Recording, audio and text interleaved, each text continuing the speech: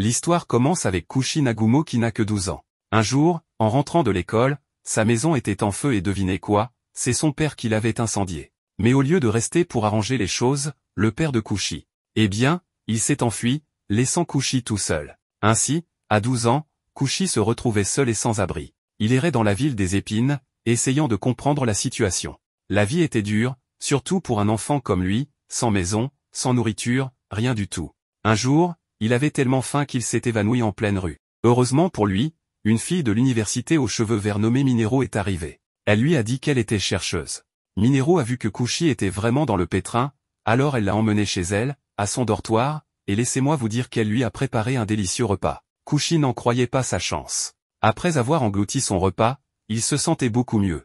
Minero lui a dit qu'il pouvait utiliser la salle de bain pour se rafraîchir. Kushi était ravi et s'est précipité vers la salle de bain, mais en ouvrant la porte, surprise. Il y avait 3 filles à l'intérieur, Sereine, Kiria et Frey, qui vivaient dans le même dortoir que Minero. Kushi était extrêmement embarrassé et abattu en retraite en vitesse, mais ensuite, bam, il a heurté une fille avec des cheveux roses nommée Athéna, qui faisait aussi partie du dortoir. Ils ont eu une petite collision et se sont retrouvés par terre, et le visage de Kushi. Eh bien, il était dans une position plutôt gênante. Athéna a eu une saignée de nez et s'est évanouie sur le champ. Les 3 autres filles n'en revenaient pas de voir à quelle vitesse Kushi s'était retrouvé dans une telle situation dès son premier jour. Kushi a fait la connaissance de la bande du dortoir des déesses à l'université des femmes. Il y a Minero, une étudiante de 4e année qui tient le fort en tant que superviseur temporaire du dortoir. Ensuite, il y a Kiria, une dure à cuire en 2e année qui pratique les arts martiaux depuis toujours. Frey, elle, est en 3e année et elle adore le cosplay et créer des costumes éblouissants. Athéna,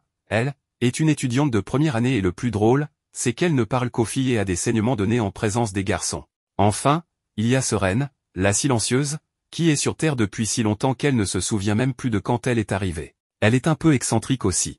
Après un moment, Kushi raconte aux filles sa situation difficile. Athéna est toujours dans sa chambre en train de se remettre de son incident de saignement de nez. Kushi leur explique qu'il n'a pas d'argent, pas de famille et nulle part où loger. Il leur dit qu'il veut vraiment retourner à l'école, mais que sa situation financière l'en empêche. C'est alors que Minero a une idée brillante, elle propose de l'embaucher comme superviseur du dortoir puisqu'il n'en avait pas officiellement. Les yeux de Kushi s'illuminent en entendant ce plan. Il est partant, sans hésitation, prêt à commencer à travailler immédiatement. Les autres filles sont d'accord aussi, elles adoreraient avoir un superviseur officiel pour aider. Il y a juste un petit hic, Athéna. Leur prochaine étape est de lui annoncer la nouvelle. Ils espèrent qu'elle changera d'avis une fois qu'elle entendra l'histoire de Kushi, mais quelle surprise. Athéna n'est pas d'accord du tout et s'oppose fermement. Elle a toujours été entourée de filles depuis son enfance, école de filles, famille exclusivement féminine, tout ça. Elle n'est pas prête à changer cela maintenant. Si Kushi doit travailler là-bas, elle s'en va, point final. Kushi se gratte la tête, essayant de comprendre pourquoi Athéna est si catégoriquement contre. Elle fait ses valises et sort en trompe tandis que les autres la regardent partir. Minero explique la situation d'Athéna à Kushi, voyez-vous, Athéna n'avait jamais vraiment traîné avec des garçons avant. La première fois qu'elle l'a fait, c'était un peu par accident. Elle est entrée sur sa colocataire et son petit ami en train de faire l'amour, et cela a suffi à la rendre toute bizarre à l'intérieur. Elle a eu un saignement de nez et s'est évanouie. Depuis ce jour, elle a été super mal à l'aise autour des garçons. Minero, pensant qu'elle pourrait aider Athéna à surmonter sa peur, a décidé d'embaucher un garçon comme surveillant. Mais voilà, ça n'a pas marché. Athéna a eu encore plus peur et rien ne s'est amélioré. Kushi, même s'il ne comprenait pas pourquoi Athéna avait si peur, ne voulait pas prendre la maison de quelqu'un d'autre. Il savait ce que c'était que d'être sans endroit où rester et d'avoir faim. Il a donc couru après Athéna alors qu'elle s'éloignait. Il l'a rattrapée et lui a parlé. Il l'a convaincue de retourner au dortoir après tout, c'était chez elle. Il a promis qu'il trouverait une solution pour lui-même. Athéna est retournée au dortoir, mais Kushi, lui, était de nouveau dans la rue. Il avait refusé un travail qui aurait pu lui donner une maison et le remettre à l'école, tout ça parce qu'il ne voulait pas qu'Athéna souffre. Sa vie restait difficile. Il a trouvé un endroit dans le parc pour passer la nuit, tout froid et seul. Pendant qu'Athéna retournait au dortoir, elle se rappelait ce que Minero avait dit à propos de la maison de Kushi qui avait brûlé. Cela l'a touchée en plein cœur. Elle a réalisé que Kushi était vraiment un gars désintéressé, renonçant à une chance de meilleure vie juste pour qu'Athéna n'ait pas à être sans abri. Et par chance pour Kushi, qui s'était endormi dans le parc, Athéna est venue le secourir. Elle l'a hissé sur son dos et l'a ramené au dortoir. Quand il s'est réveillé, il a ressenti sa chaleur et a senti son agréable parfum. Il s'avère que c'était l'armure d'Athéna et, juste comme ça, Athéna a eu un saignement de nez et s'est évanouie sur place. Donc, maintenant, Kushi devait la ramener au dortoir. Mais voilà le rebondissement, Athéna a finalement accepté que Kushi travaille là-bas. Elle essayait d'être courageuse et d'aider Kushi aussi. Le lendemain, Kushi était tout excité de commencer son nouveau travail. Mais devinez quoi? Le dortoir était un vrai bazar, sauf pour la chambre d'Athéna qui était impeccable. Kushi a décidé de commencer par nettoyer la chambre de Mineru. Il a frappé à sa portée, devinez quoi? Elle portait juste une chemise qui montrait un peu plus qu'elle ne devrait. Le visage de Kushi est devenu aussi rouge qu'une tomate en voyant ça et il lui a demandé pourquoi elle était habillée comme ça. Mineru lui a dit que c'était pour la commodité, comme si ça l'aidait à mieux travailler ou quelque chose comme ça. Kushi, tout gêné, a dit qu'il attendrait dehors jusqu'à ce qu'elle ait fini de se changer et s'est rapidement éloigné. Mais ensuite, de nulle part, une main l'a attrapé et l'a tiré dans la chambre de Frey en passant. Frey adore le cosplay et elle a vu une occasion en or de déguiser Kushi. Elle a insisté pour qu'il essaie cet uniforme de maid parce que c'était une partie du travail, vous savez. Elle ne dérangeait personne, garçon ou fille, pour trouver les bonnes tenues. Pendant qu'il était coincé dans cette tenue de maid, Frey a fait une autre demande à Kushi, elle voulait qu'il mesure les 3 dimensions importantes de son armure. Il ne pouvait vraiment pas dire non, c'était une partie du travail, n'est-ce pas? Mais, il était tellement mal à l'aise et aussi rouge qu'une tomate en essayant de faire cette tâche gênante. Il a perdu l'équilibre et est tombé. Et devinez quoi? Frey est tombé juste sur lui. En plein milieu de ce désordre, Mineru a fait irruption dans la chambre comme l'éclair. Elle était très pressée et leur a dit de sortir du dortoir immédiatement. Quelque chose avait mal tourné avec une de ses expériences et un gaz toxique envahissait l'endroit. Tous les 3 ont couru dehors et Kushi était super inquiet. Il a réalisé que ces filles, elles sont généralement cool avec les choses, comme si elles ne pensaient pas à ce qui allait arriver ensuite. Alors, il leur a fait une petite leçon sur la prudence. Mais ensuite, il a réalisé qu'il avait peut-être été un peu trop dur puisqu'elles étaient plus âgées que lui. Alors, il s'est excusé rapidement avant de s'éclipser. Mineru, elle, a en fait apprécié ça. Elle pensait que Kushi était assez responsable pour la critiquer sur ses actions. Elle lui a donné un peu de respect pour ça. Kushi marchait encore dans la rue avec la tenue de maître de Frey et disons simplement qu'il attirait beaucoup d'attention.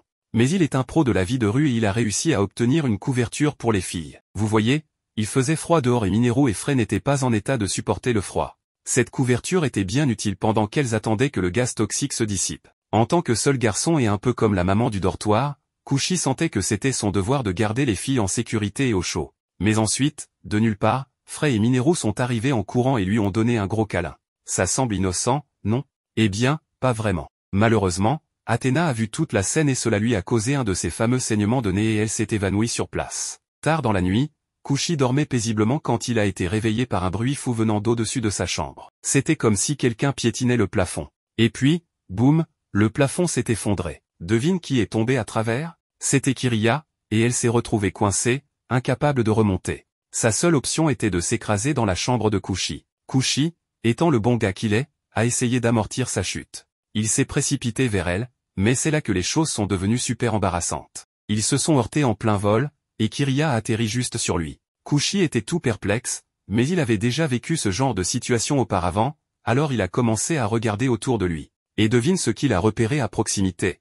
Un livre que Kiriya essayait de cacher, tout timide. Il s'avère que ce livre était super spécial pour elle. C'était le tout premier livre qu'elle avait acheté en commençant à l'université. À l'époque, elle n'avait aucune idée qu'il existait tout un monde doux et lumineux qui l'attendait dans ses pages. Tu vois, elle avait grandi dans le dojo de sa famille, toujours en train de se battre et tout. Alors, quand elle a mis la main sur ce roman d'amour, ça l'a rendue toute douce à l'intérieur et elle s'est totalement plongée dedans. Mais voici le hic, quand elle lisait, parfois elle était tellement émue qu'elle se lançait contre le mur et le frappait, tu sais, juste pour évacuer toute cette émotion refoulée. À ce moment-là, Kushi a compris pourquoi Kiriya avait brisé le plafond. C'est une fille timide qui adore les romans d'amour mielleux et qui frappe parfois des trucs quand elle est super émotive. Kiriya s'excuse pour le trou et demande si elle peut dormir dans la chambre de Kushi car elle a peur de tomber à travers son propre plafond.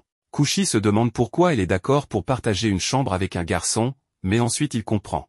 Elle y est habituée parce qu'elle a des petits frères à la maison. Alors, Kushi lui dit que c'est bon, ils peuvent partager. Mais quand les lumières s'éteignent, Kiriya essaie d'avoir une conversation profonde avec lui. Elle lui dit que chaque fois qu'elle le regarde, elle pense à ses petits frères avec qui elle s'entraînait au dojo. Kushi essaie juste de dormir, mais Kiriya manque tellement ses séances d'entraînement avec ses frères qu'elle se lance à fond et l'attaque comme s'ils étaient dans un grand combat. Ça devient tellement intense qu'il pense qu'il est en grave danger, mais il ne s'inquiète pas trop parce qu'il a réalisé que les filles du dortoir sont un groupe spécial. Elles ont toutes leur propre style et elles sont toutes jolies. Alors, il dit à Kiriya que même s'il lui rappelle ses frères et sœurs, il est juste un garçon normal. Il espère qu'elle comprend ça. Juste après avoir dit ça, Kushi se sent tout embarrassé et sort en courant de la chambre, la laissant à Kiriya pour dormir là. Il s'arrange pour dormir dans le dortoir de Kiriya. Kiriya, elle, se sent un peu timide parce que, tu sais, c'était la première fois que quelqu'un la trouvait mignonne. Mais Kushi ne pense pas à des trucs mignons, non. Il s'inquiète que Kiriya puisse transformer sa chambre en zone de désastre, comme elle l'a fait avec la sienne. Il espère que ça n'arrivera pas. Pendant que Kushi dort un peu, Seren se faufile dans la chambre. Elle est là pour voir Kiriya au sujet d'un travail, mais surprise, elle trouve Kushi à la place. Elle repère le trou dans le sol et propose un marché à Kushi. S'il accepte d'être son serviteur, elle utilisera sa technologie lunaire pour réparer ce trou. Kushi est à moitié endormi, alors il dit d'accord, ça sonne bien.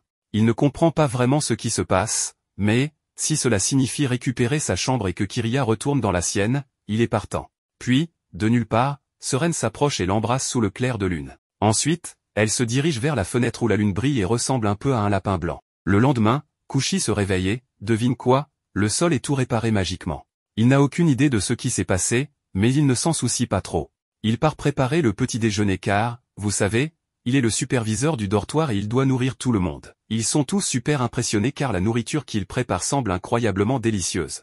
Les filles sont super contentes car Kushi a concocté de la bouffe délicieuse pour elles et elles veulent le remercier. Pour ce faire, Mineru lui offre de boire sa nouvelle invention et Frey s'extasie sur sa tenue et veut qu'il la porte. Kiriya a hâte de s'entraîner avec lui après qu'ils aient mangé. Athéna, cependant, est surprise car Kushi est devenu très copain avec les filles très rapidement, surtout qu'il vient juste de commencer à travailler ici. Elle se demande s'il ne se passe pas quelque chose de louche pendant qu'elle était absente. Et ce qui est encore plus fou, c'est que Kushi a même gagné la confiance de Seren, dont elle n'aurait jamais pensé qu'elle s'ouvrirait à quelqu'un de nouveau. Ça semble suspect. Donc, après le petit déjeuner, ils mettent Kushi en charge de la cuisine et de la gestion de l'argent pour les courses, mais Athéna n'est toujours pas convaincue.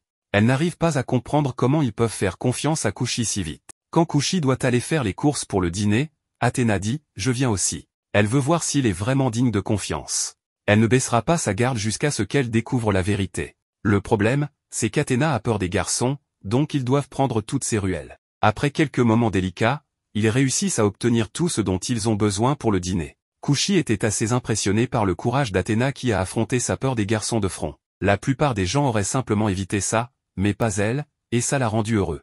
Il ressentait cette gentillesse et ce courage venant d'elle, pas seulement maintenant mais toute la journée depuis qu'il est arrivé au dortoir. Il lui était super reconnaissant car son attitude accueillante lui a permis de rester là. Athéna, de son côté, pense que peut-être Kushi lui a pardonné de l'avoir quitté ce jour-là, et c'est pour ça qu'elle a été plus ouverte dernièrement. Elle réalise que c'est probablement comme ça que Kushi a gagné la confiance de toutes les filles. Alors qu'il marche, il bouscule accidentellement deux gars et Athéna est sur le point d'avoir un saignement de nez tellement elle a peur, mais Kushi est rapide. Il dit « C'est ma sœur », et il l'éloigne rapidement des gars. Il décide donc de faire une pause dans un café à proximité. Athéna ne dit pas grand-chose, mais Kushi commence par s'excuser pour la façon dont il l'a porté plus tôt. Étonnamment, Athéna n'est pas du tout en colère. En fait, elle dit « Appelle-moi encore sœur ». Elle continue de demander, alors Kushi dit « D'accord, sœurette », et elle devient super excitée, comme si elle adorait vraiment être appelée sœur et voulait l'entendre de toutes sortes de façons. Athéna se sent à l'aise en pensant à Kushi comme son petit frère. Elle se lève et dit qu'elle veut le protéger à partir de maintenant, mais oups, sa robe glisse accidentellement et elle est super gênée. Elle essaie de la remettre mais glisse et tombe droit sur le visage de Kushi et devinez quoi, elle s'évanouit à cause d'un saignement de nez. Après un moment, il rentre et Kushi s'excuse d'avoir causé des problèmes et remercie Athéna d'être allée au magasin avec lui. Athéna dit, pas besoin de remerciements. Au début, elle avait des doutes à son sujet, mais maintenant elle croit qu'il a gagné la confiance des filles grâce à la façon dont il les traite. Elle veut faire quelque chose pour lui et être sa grande sœur. De retour au dortoir, Athéna en parle aux autres quand Mineru entre et essaie de flirter avec Kushi. Athéna est comme, non, ça ne va pas se passer comme ça. Maintenant, elle est déterminée à veiller sur lui et à le traiter comme son petit frère. Et quand les autres entendent Kushi appeler Athéna sœurette, elles veulent toutes qu'il les appelle de la même façon.